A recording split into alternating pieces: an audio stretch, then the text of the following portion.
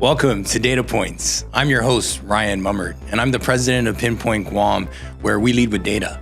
One of the things we do at Pinpoint is we look at real estate and activity around the island. We aggregate that data and we help you make informed real estate decisions. So for any help with that, please look at the show notes for information on how to reach out to us.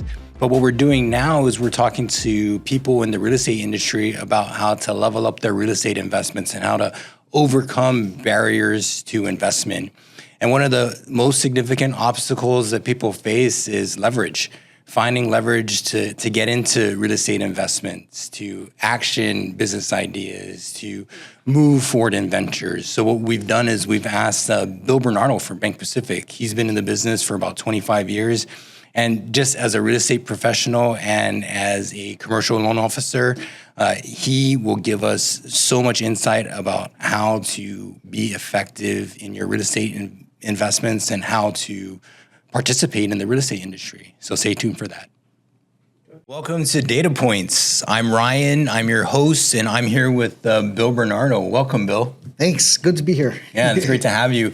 The origin of this was Bill and I were in his office having a conversation about real estate, and it was just so good, and I just wanted to capture it and put it out there because there's so much education from someone who's been in the real estate industry as long as you have. Can you tell me a little bit about your professional background and kind of how you got to where you are today? Okay, yeah, sure. I've been in the banking industry roughly about 25 years, so really through that time we've pretty much financed, I want to say, a good number of properties throughout the island. So it's been a good experience structuring, just kind of getting out there, talking with people, and then really finding the deals and then closing them. Yeah. So, how did you get into commercial finance, like lending? The lending side, actually, I graduated with a finance and entrepreneurial degree, so I didn't have too many options actually on where I could go. So the bank was one of them. I started with a credit union, then I went to Bank of Guam, and then I spent roughly about over 20 years with First Hawaiian Bank. So that's kind of where really my mainstay was. Yeah. I see. So Did you go through all, like where specifically were you with First Hawaiian? First Hawaiian, I was in the commercial loan department. So I ran the department, maybe for the last 10 years before really venturing off. And then actually now I'm over at BankPacific running their commercial department. So nice. It's a good transition, yeah. Nice. So one of the things that we were talking about, Bill, was we were talking about how to kind of leverage up, right, in the market and creative ways to overcome some of the obstacles, one of them being liquidity, one of them being barriers to obtaining financing. Maybe you're not traditionally bankable. Can you talk to me about, kind of where that point is where you go from residential to commercial? Okay. Typically when I speak with and sit down with the customers, I typically like to try to keep them in the residential side. Residential has really the 30-year amortization, no prepayment penalties, fixed rates. So really, if I can keep them in that sphere, I'll kind of keep them in that sphere. Usually once we get over 4 units, so once we talk about 5 units or more, that's typically when the residential guys will say, okay, Bill, this is your package now. So I'll kind of take over from there. And, really at that point, very different structuring, very different pricing. Typically when we're dealing with fixed rates, you got prepayment penalties you got to deal with. So, and then you got shorter amortization. So, while the commercial is a little bit better in terms of, well, not better, it's really kind of your only option. And really when a lot of customers are like, Bill, why is it so different? And, on the residential side, you would pretty much have a huge secondary market. So you can make all these residential loans, you can sell it off.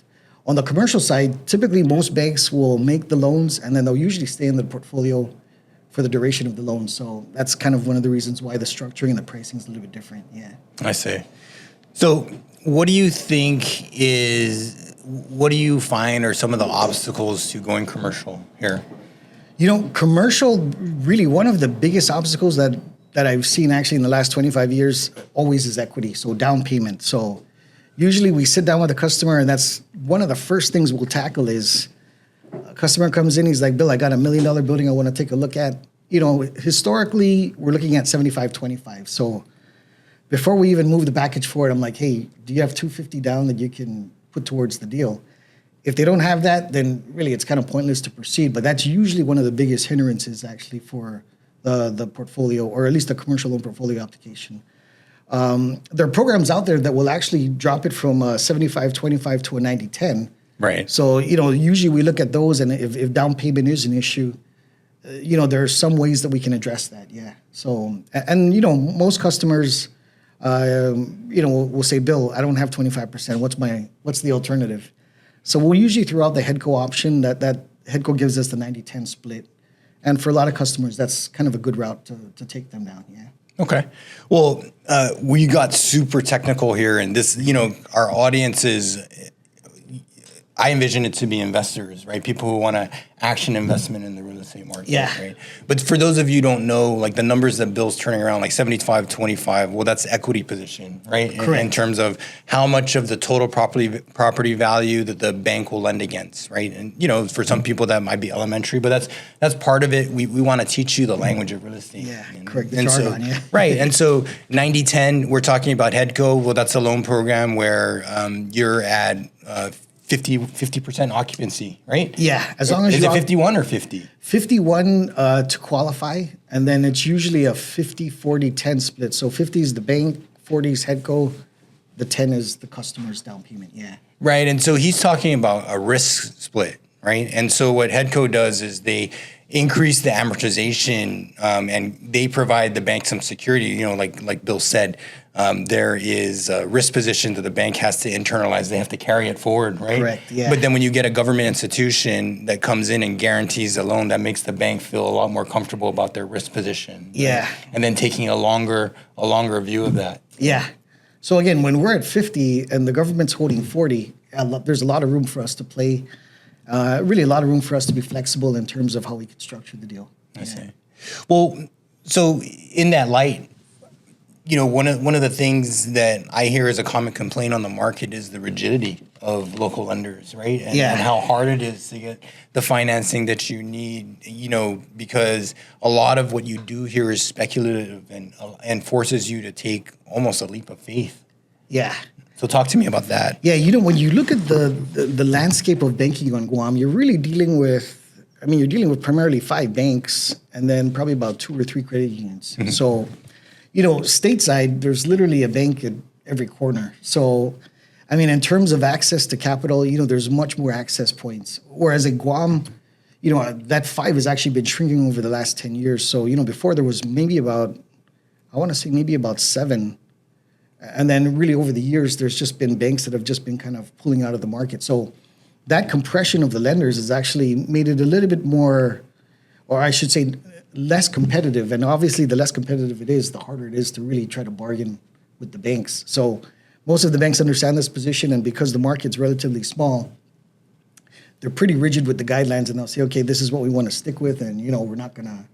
Whereas we see our counterparts in Hawaii or the West Coast, and usually some of the conditions and terms, some of the things that we require, they'll waive. Right. So, customers will come back and they're like, Bill, in Hawaii, I could get this off and then I don't have to guarantee the loan. And I'm like, I understand that. But I said, Guam, unfortunately, is a different market. And because there's less players here, that kind of creates an environment where the bank can really dictate a little bit more versus if there was 10 banks here. That competitive landscape will kind of force everybody to kind of soften up and maybe give some concessions where we normally wouldn't. Yeah. Yeah. And so with that, it would seem that the landscape is between up to 10 million, right? Is kind of like the local appetite, I guess. Yeah. Typically for loans to a single borrower, most places, will generally cap off at about 10. BankPacific, we usually cap off at 5. 5, right. Yeah. And then, of course, the bigger banks in the market, you got First Hawaiian Bank, you got Bank of Hawaii.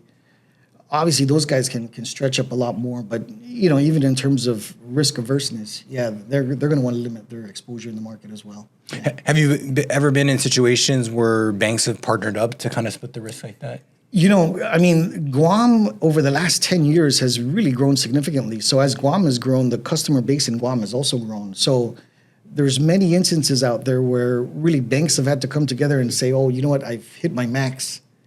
I need to pull somebody in to kind of sell off some of my portfolio just to kind of keep us within the limits. So I would say in the last 5-10 years, much more participation loans. And and really kind of where you really see a syndicate of maybe sometimes as much as about 4 or 5 banks come together to kind of put together a loan package. Yeah. Well, what's the most number of local banks that have come together as a syndicate locally? Have you ever been a part of anything like that? Yeah, I mean, at BankPacific, we work closely with FHB, so we've done several deals with them. But yeah, I mean, usually locally, maybe about 3 banks, about 3 to 4 banks will probably come together and syndicate a loan. So when you look at really probably some of the bigger properties on Guam and you see that was financed locally, you generally know if it's over 25 million, then that they probably carved it up and everyone got a portion, just so they don't go over their limits on the single borrowers. What's the biggest loan you've ever underwritten? Wow, I mean, really when the loans get over a certain portion, usually that mark was like, if a loan passed 10 million, it was sent up to the commercial real estate side over in Hawaii when I was over at FHB. So typically anything over 10 million, we'd send it over to them, and then we'd kind of help them put the packages together, and then we'd kind of be the boots on the ground, so to speak. But those things would go pretty high. I mean, you're talking about 50 to 75 million. So there were some nice big packages, and like I said, you kind of look at some of the bigger properties on Guam, and you're like, wow, okay, there's definitely some leverage on that property. If there is, then like I said, it's probably a shared leverage. Right. So that's really cool. It's kind of nice to get the juice from working on those large transactions with the personalities involved. That's kind of what I like about doing real estate at this level. Right? Yeah. And and you're right. Once you kind of get to know the players. I mean, a lot of the movers and shakers are pretty much the same party. So, there's a lot of intermingling in terms of the borrowers and the borrower bases and the customers. So, you'll see a lot of either banks come together or customers that will come together for deals or not come together, maybe even compete against, I should say. Yeah.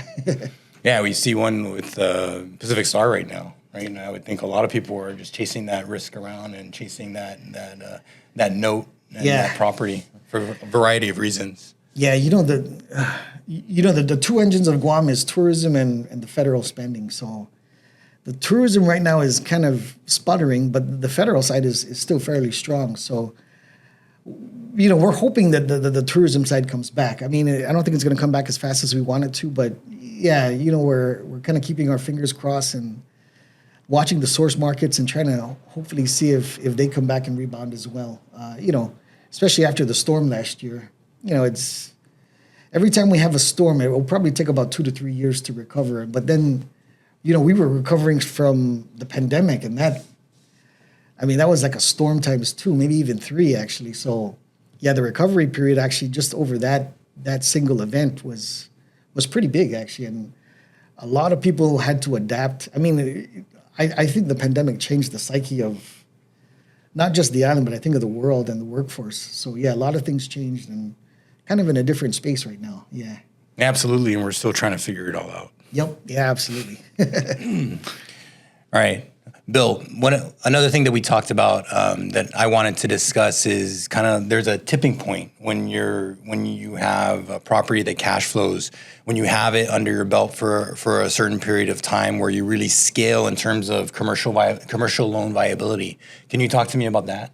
Sure. With a lot of our customers, usually the acquisition of the property, usually we leverage it up about 75%. With real estate, usually you see an appreciation. It could be anywhere from 2 to 3% if the market's really moving, sometimes even higher. But every year the property will appreciate. And really, as you get into the 5-10 year point of the loan, really you're probably at a point where you've done some principal pay downs. Your value has actually increased. So now you're sitting in a lot of equity. Mm-hmm. That's kind of the critical point mass where really we sit down with the customers and say, okay, guys, you bought this property for $2 million. The property is now worth, 10 years later, it's now worth 3.5. Rents have gone up maybe 10, 15%. You've paid this thing down. You're at maybe 50% LTV. So really, we just sit down with them and we say, look, there's equity in here. If you want to access that equity, we can make a line available for you. And this will allow you to kind of go out, find more additional properties that you want to invest in. And really leveraging the equity that exists in that particular property and then using that equity to really go out and and really secure more additional income producing properties. So, right. And so in your experience, kind of what year does that generally happen in terms of property acquisition, where you kind of cross that threshold in terms of cash flow and where you kind of scale up? Yeah. Usually for most amortizations, like on the commercial side, we'll do 20 to 25 year amortizations. Mm-hmm. So if you did that, the first 50% of the loan is really mainly interest only. So once you get past the 50% threshold of the loan, so you got a 20-year loan, if you're at the 10-year mark, you're probably at a point now where much more cash is actually being allocated towards the principal side versus the interest. And then also, like I said, you're seeing an appreciation of the property over that last 10 years, maybe anywhere from 15 to 20% in some cases.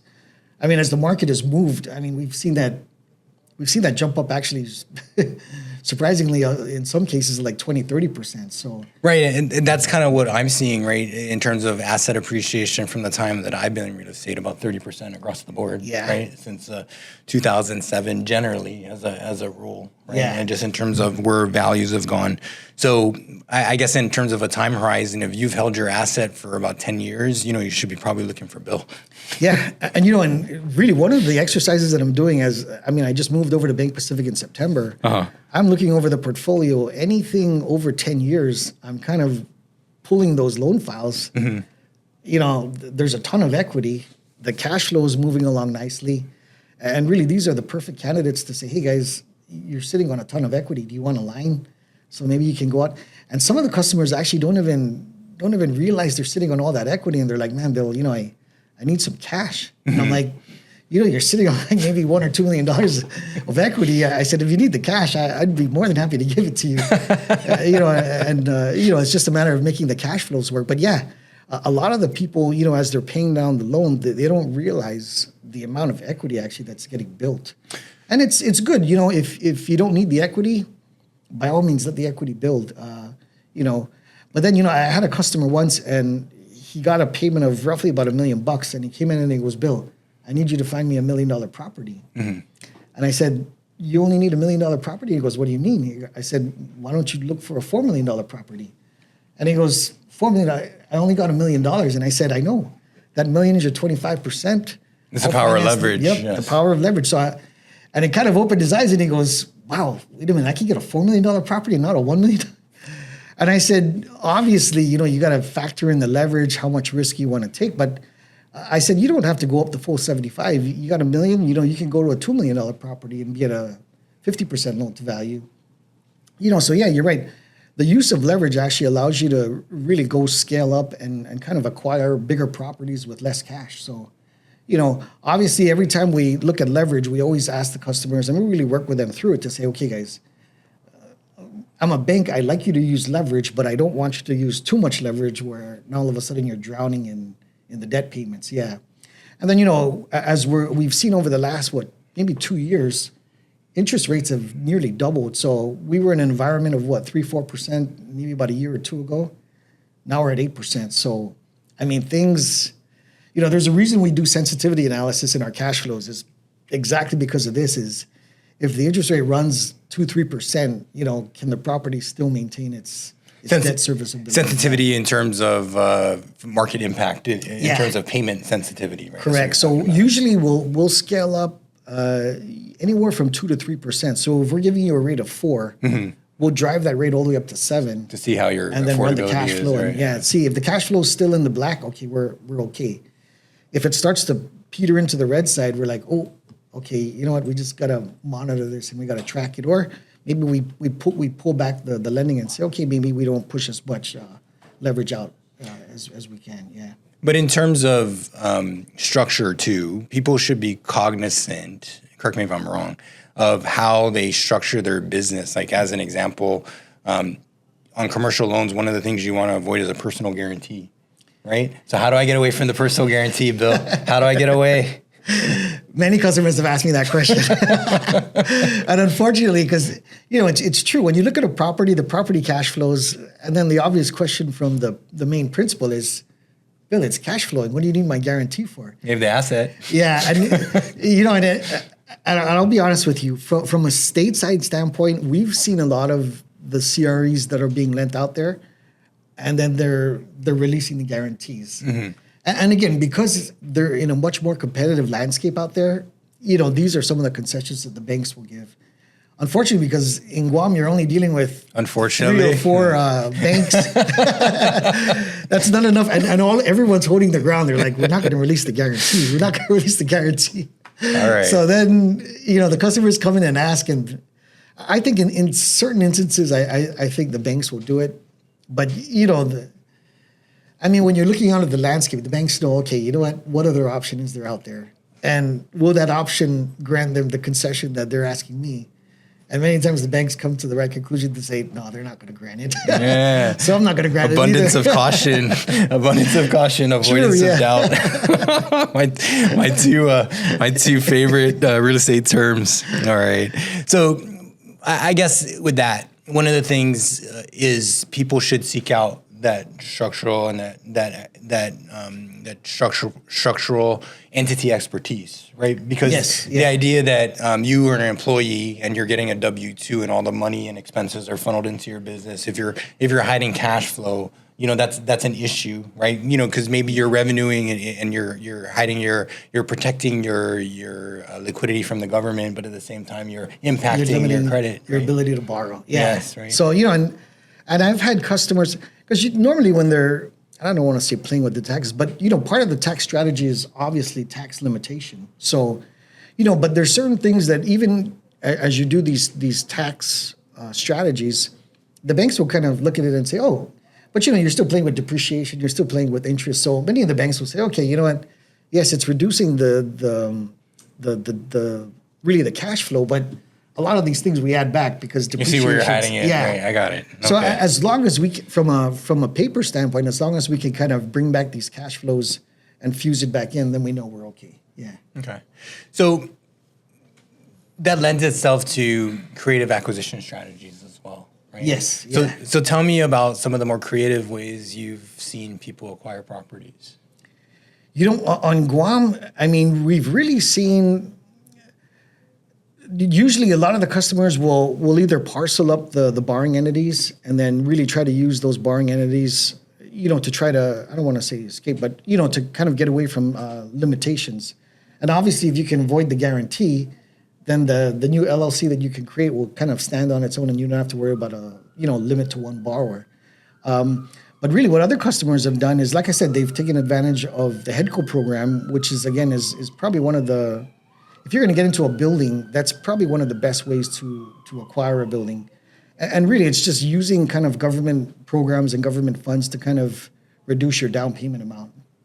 And then again, the other thing is just looking at customers' really financial statements, seeing the old properties that are in there, and then telling them, okay, you know what, you have debt-free property here that's income producing. If you want to leverage this thing up, these are the ways that we can. And again, a lot of people have taken loans 20, 30 years ago. They've kind of forgotten about it. And again, when we kind of look back and we do an audit on it, we're like, wow, you're sitting on a lot of cash, and you're trying to squeeze cash out from this rock, but this rock is overflowing with cash flow. So, it's really just a matter of kind of taking a holistic approach of all their assets and saying, okay, some of your assets are fully leveraged or leveraged really to the point that we don't want to touch it anymore. But then there's other assets that are still out there that, we can still really move forward and leverage them and kind of give them the cash that they need to, do the acquisitions that they want. Yeah, and then in terms of acquisition strategies, there's a nugget in what you said in terms of credit capacity. If you're playing in a market and you have the capacity over $10 million, it's likely they're going to have opportunities because there's not going to be many borrowers who can lever up in that way and acquire the asset.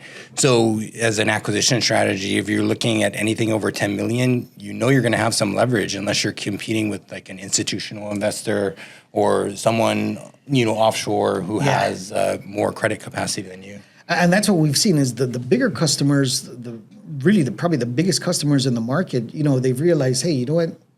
I don't need to limit myself to a local bank. I can go and find a national bank who will be able to do this. And, that obviously expands the sphere of the competitors. And then as that expands, then all the bigger banks are like, oh, we got a new player in town. You know, maybe we do have to give up that personal guarantee.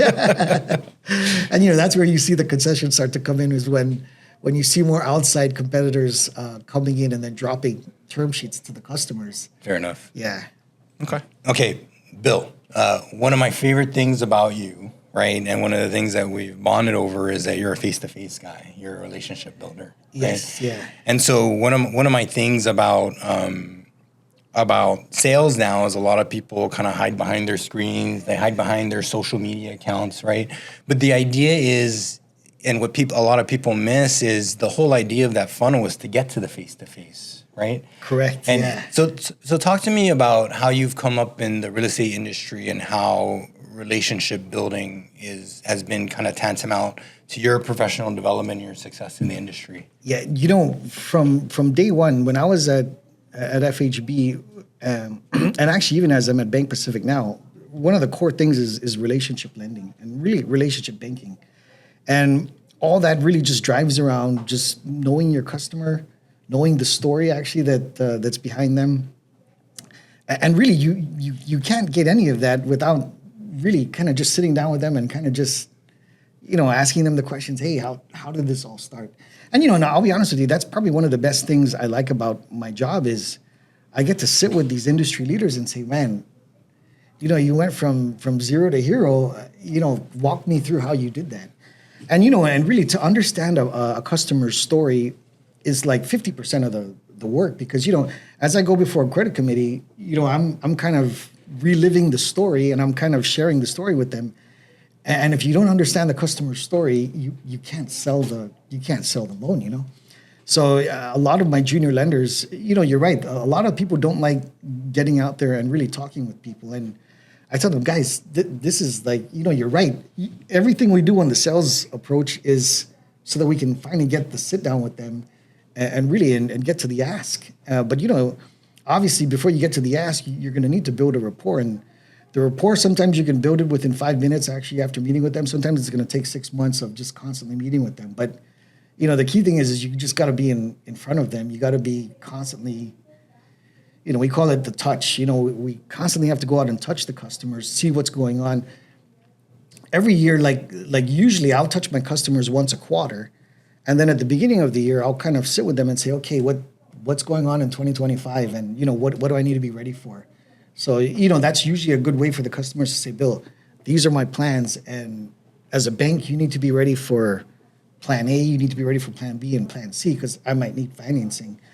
And, you know, knowing these things, we can kind of plan for it. But again, just getting to that point where we're really just sitting down and talking. It's funny because I was, you know, there's training classes, and now I've seen a training class where it's teaching you how to do face-to-face. And I'm like, what?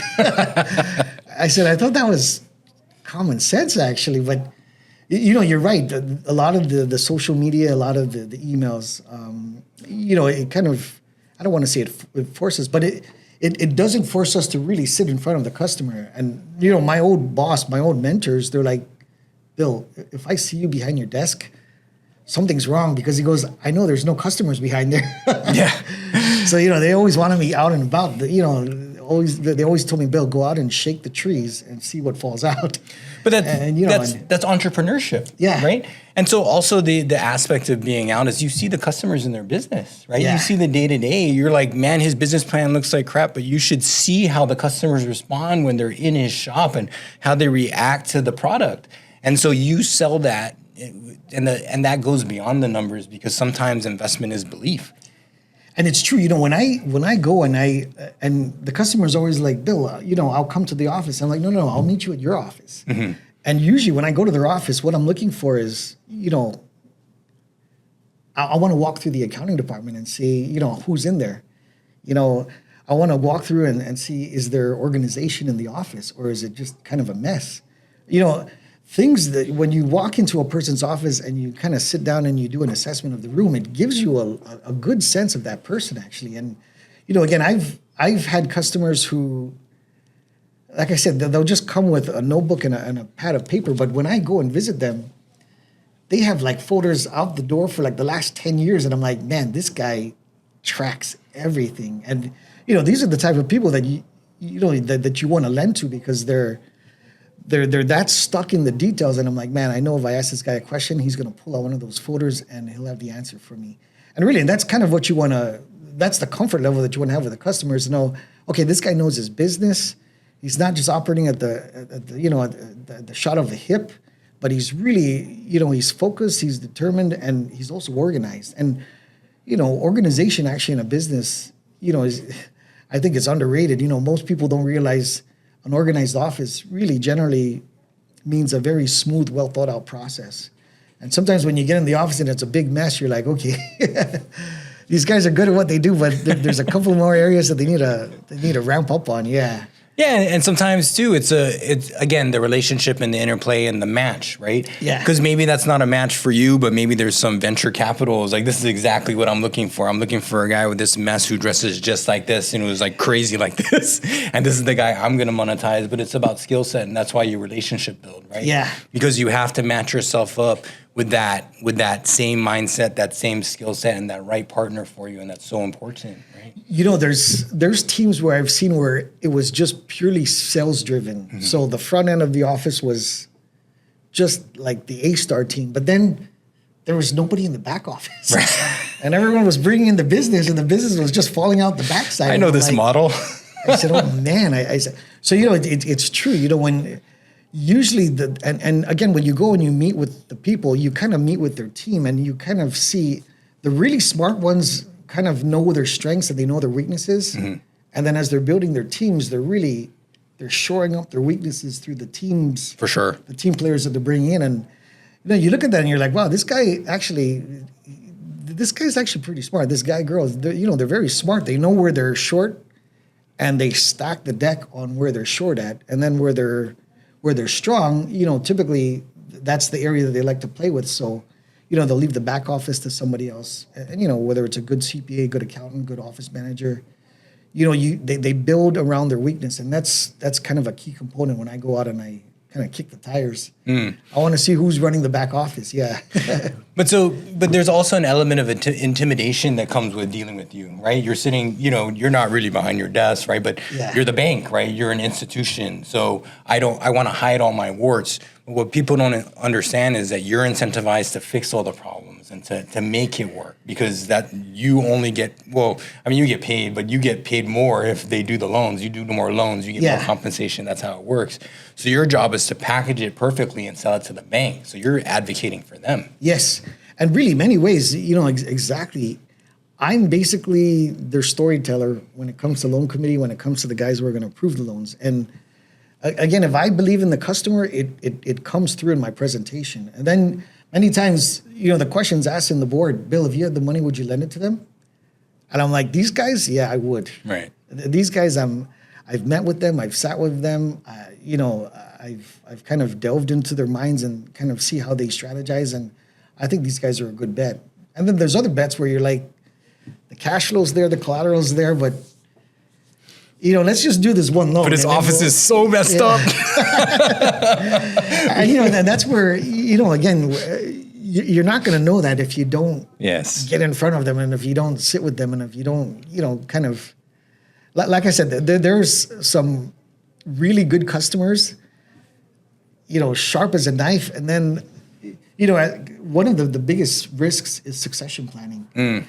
So, many of the times now, a lot of the founders are either moving into the twilight of their career, and, they're passing it off. So now one of my assessments when I'm doing the analysis is I'm like, hey, who's the heir apparent? Who's in the batter's box, Mm-hmm.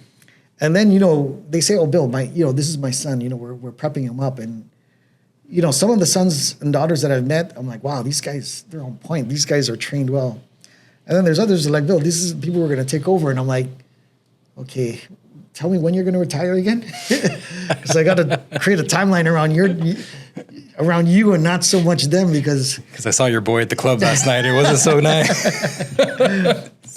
And again, a lot of us, we're gonna go through this process. We're gonna grow up. We're gonna mature. But as long as we have somebody there to kind of guide us and kind of keep us out of too much trouble.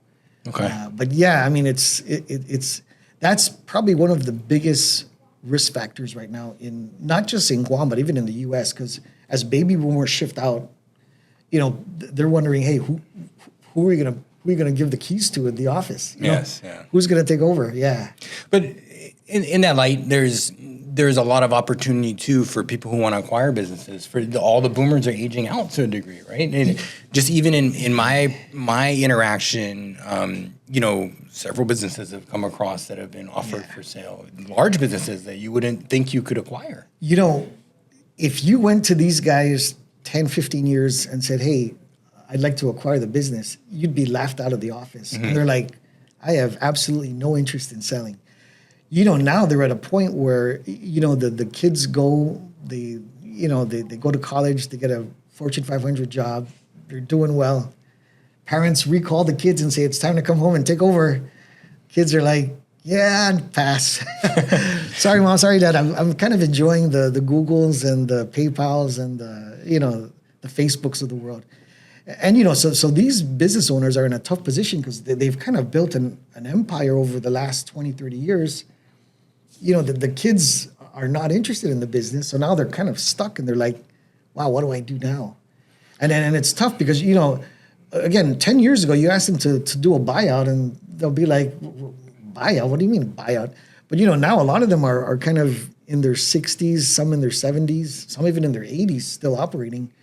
And, and now when you pitch that offer, there's a pause. There's not just a solid no. There's let me think about it. Well, yeah. What I'll say about that, right, and what I'll say to the market about that is, if you're a recent college graduate or you just got your MBA and you're from here, come back and buy one of those businesses. But these are boomer businesses, so most likely they're heavy into paper. They're not leveraging technology, so there's margin, right? And there's margin to introduce technology to make the business efficient, and then to also exit. Yes. And you can work with the existing business owner as a strategy, and you can make money off bringing that expertise to the table. So you talk about bringing talent back to Guam. That's one of the ways people should be looking at. And how do I find those opportunities? Well, that's what we do. We lead with data. With data, we find opportunities like that in the market, and talk to your loan officer, right? Because that's relationship building too. Because Bill might know somebody who's looking to exit, has had the same conversation. And maybe if you had a relationship with him, he might tell you some of that too. Yeah. And it's true. A lot of them, they're like, Bill, if you find somebody, if you know of anybody. So, these are usually the phrases that they kind of drop. And I'm like, okay. I said, we'll put my ear to the ground. And like I said, if somebody comes up and says, yeah, Bill, you know what, we're looking to start something. I'm like, you know what? Maybe I need to introduce you to somebody. Absolutely. And it's, it's out there. And again, I think you're right. The likelihood of you acquiring an ongoing business right now is much, much easier than 10, 15 years ago. And, some of these businesses are they're not sexy, they're not flashy, but hey, if they're throwing out cash, I mean, what more could you ask for? That's... And there's so much low-hanging fruit in terms of just, squeezing a little bit of margin. And sometimes, extra 5-10% margin is like huge in terms of cash flow, right? And scaling up opportunities and all those kinds of things, right? And, you're right. Most of these businesses are really run, they're run by baby boomers. So the introduction of technology is limited, if not non-existent. So you come in and you just apply that technology layer, and you probably see a 5-10% jump actually in your margins. When I went and took over an operation, you'd be surprised. You think you'd have to dump in all this effort and resources, but the reality is a few tweaks, and all of a sudden, your sales jump 10, 20%. Mm-hmm. And like I said, it's there's just some minor tweaks. There's some minor efficiency changes that you make. And like I said, these guys have been operating, and, when you try to tell them to change, they're like, Bill, I've been doing this for 40 years. I don't need to change. But then you implement the change and they're like, wow, that actually works.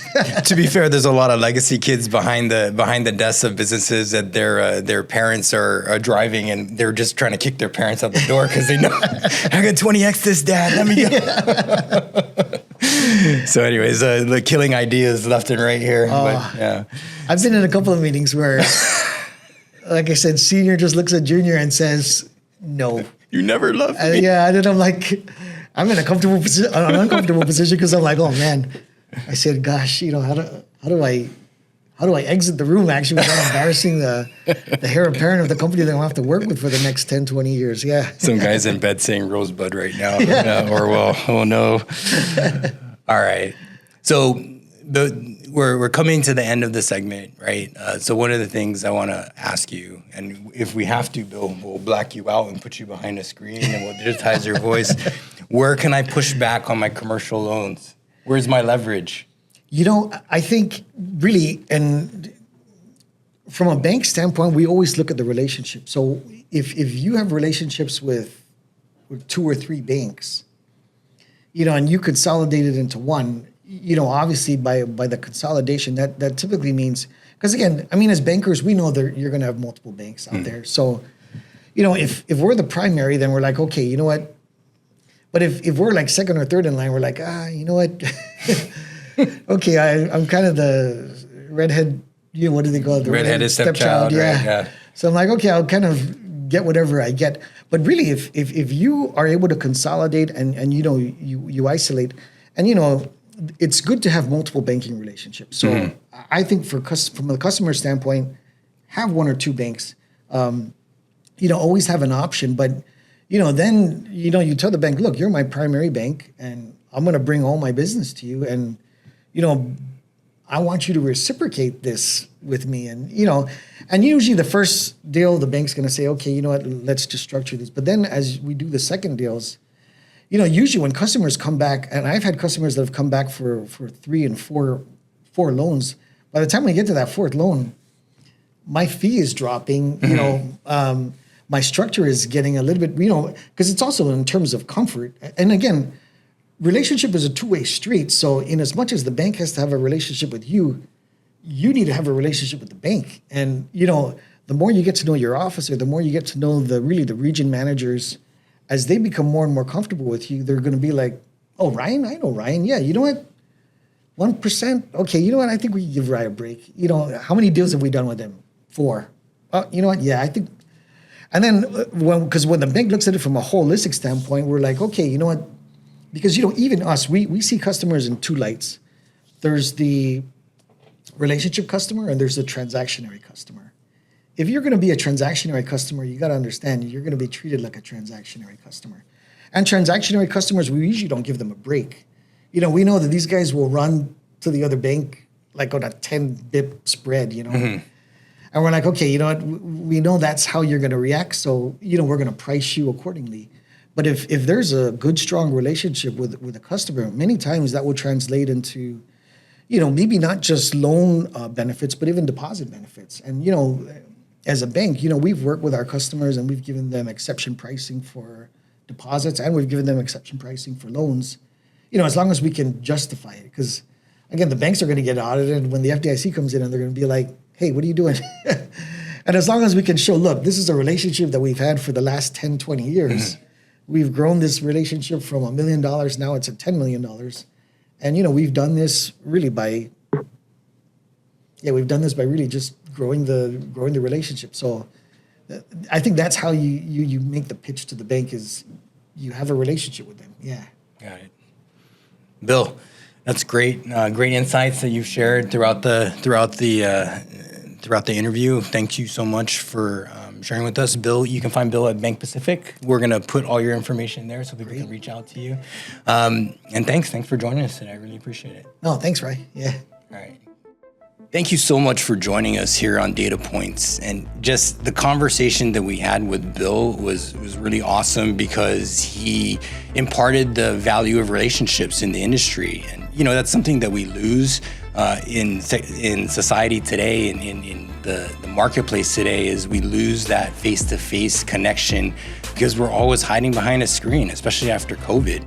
We've been in virtual meetings for forever, and the face-to-face is what gets things done, and that's what you're going to see as a theme throughout these podcasts is the relationships matter here.